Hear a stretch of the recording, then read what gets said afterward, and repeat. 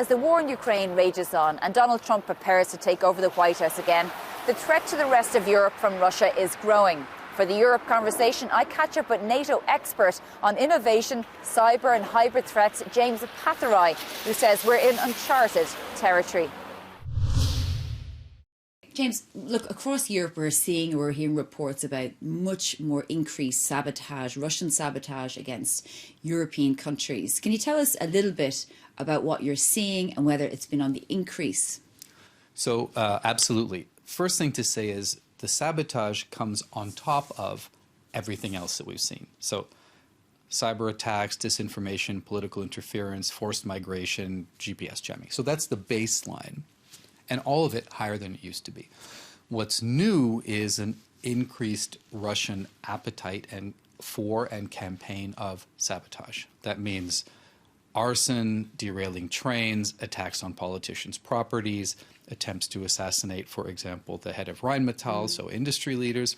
So we see more of it, and we see a much higher appetite for deaths and massive damage in our countries. And how are we detecting these? Because even you mentioned there the potential assassination of the German weapons manufacturer. How did these get found out, and how did then they get interrupted? So basically it's intelligence services that are doing their work. But it's a really good question, because what we don't want to do is play whack-a-mole in one country. Oh, look, I see something over here, I react to that. Oh, look, I see something over there, I react to that. So what we're doing is putting together patterns and trends. So if there's one derailment of a train in one country that is used to take supplies to Ukraine, that's an incident. If we see 7 in 7 countries, that's a pattern, and we know who's behind it. So on the one hand, we're stepping up our intelligence activities. On the other hand, we're aggregating information and putting together the patterns and trends. And then we choose what to make public and what not to make public. And how do we know this is definitely coming from Russia? Is it coming just from Russia? Is it China as well? But also, how do we know the source? So we're very, very focused on ensuring that the information that we have is accurate. So when it comes to one incident, for example, the Rheinmetall incident, the intelligence services are confident enough that our politicians can go out in public and say it. But as I said, we need the patterns and we need the trends, because what we call hybrid or gray zone attacks are predicated on ambiguity. What the Russians or others are trying to do is make it not so clear it's them. So it's hard to attribute, therefore it's hard to act. So we need to intensify, and we are intensifying our intelligence and other efforts to be able to detect it and be more confident. So just give an example of how the Russians are acting to turn the populations of member states away from support from Ukraine. Are you talking about a big attack, an energy source, where civilians will get scared and say, well, look, if we just back off from our support from Ukraine, Russia won't target us? Is that what you're saying? Or just give us an example of how this works and what the Russians want the impact to be. So what's important to know about the way Russians have always acted in the last century, Soviet times and now, is that they use all tools to achieve a cognitive effect. It's to change your mind. That's the way they look at things. And therefore, all tools can be used, including a nuclear threat very early. And we've heard this now dozens and dozens of times from the Russians. So they will have a disinformation campaign to say, because of your support for this war, energy prices are up. Because of your support for this war, food prices are up. And then they introduce through the sabotage, because of your support for this war, well, you're not safe. Things can happen here. And if you're an industry leader, you might not be safe. And I've gotten calls from the top level officials from other companies saying, am I also at risk? So it has an effect. And we need to ensure that, of course, our populations are safe. We're doing that. But second, to respond to the attempt to create this disquiet. And you mentioned there whack-a-mole, because that appears to be a little bit of what's happening, because the threats or the attacks are more frequent. Yes, I think we were in a position of whack-a-mole. I think we're better now at both building resilience in our cyber infrastructure, critical infrastructure, and in sort of managing potential escalation and in putting together all the pieces into a coherent puzzle. Are we doing as well as we should? No, because, as I say, the Russian risk appetite is going up. The activities that they're carrying out are getting a little bit more dangerous and certainly more frequent.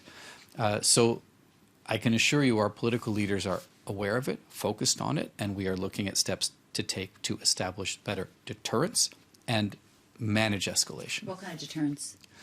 Well, you might remember, for example, President Biden spoke to President Putin a few years ago, and he said, this critical infrastructure is off limits. If you cross this line, there will be real consequences. The Russians backed away. So you can establish areas where this is too far, and then make it clear that there will be a response, make it clear what the response might be, and the Russians do back away when they meet steel. Because you mentioned their critical infrastructure and this threat by President Biden, because we know 99% of the world's data is transmitted through the subsea cables. What is the threat to those? So you're quite right to say 90% of the world's data, but to put it into a more concrete term that people, I think, might feel a little bit more, every day, $10 trillion worth of economic activity goes through those cables, and across the Atlantic, so from Ireland, principally, in the UK, over in France a little bit, over to the US and back, it's $4 trillion a day. So the impact of those cables being cut is not nothing, particularly for economic activity. The Russians are continuing to carry out a program they have had for decades. It's called the Russian Undersea Research Program, which is a euphemism for a paramilitary structure, very well funded, that is mapping out all of our cables and our energy pipelines. And it has so-called research ships. They have little submarines underneath. They have unmanned or uncrewed, remotely operated vehicles. They have divers and explosives. So we all know this. Anyone can Google it and you can see it. So they're, I think, the most active threat to our infrastructure.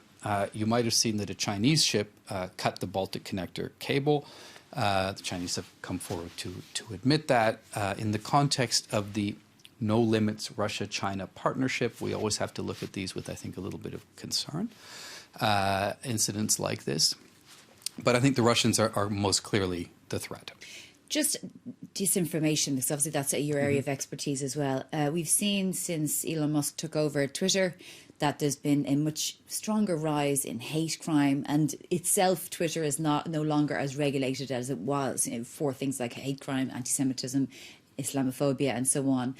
Is it a concern now that he is so close to the new White House? I think all NATO governments have expressed really profound concern about disinformation.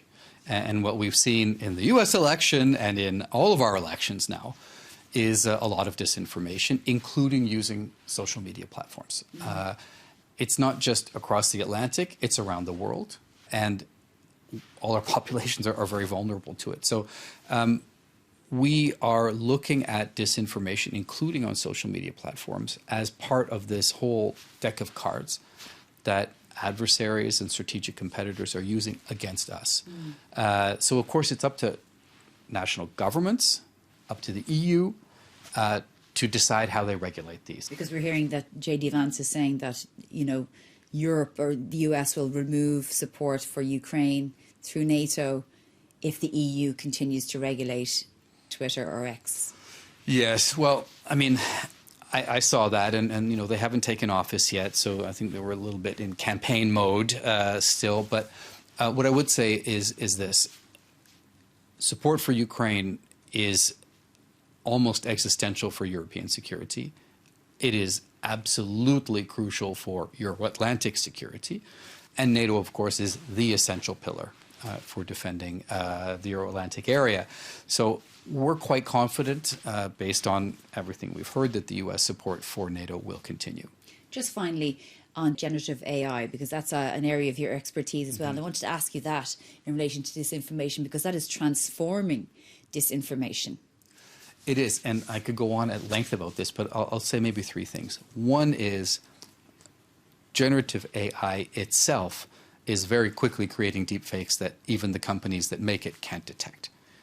Second, it is posing a big risk to large parts of the world that were not watching English or French or German language, Chinese language, video and audio, and haven't actually over time built up the same understanding of the potential for disinformation and deepfakes that other societies that basically use widely used languages have. So a lot of communities around the world are suddenly being exposed to perfect fakes in their dialect, and they are not used to it.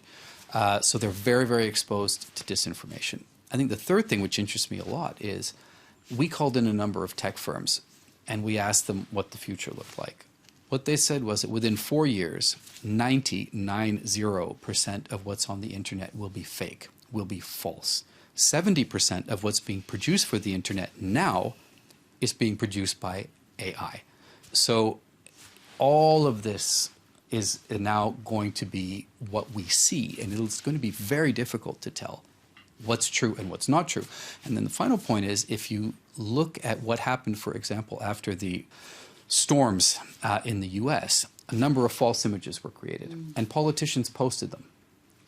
But when they were told that they were fake, they said, I don't care. It doesn't matter. It's making a point that I want to make. So to a certain extent, we've already reached a point where we're post-truth because of AI, because they know it's fake, but they don't care. So we have interesting waters ahead of us. We do indeed. Well, James Appathurai, thank you very much for joining us on the Europe Conversation. Thank you.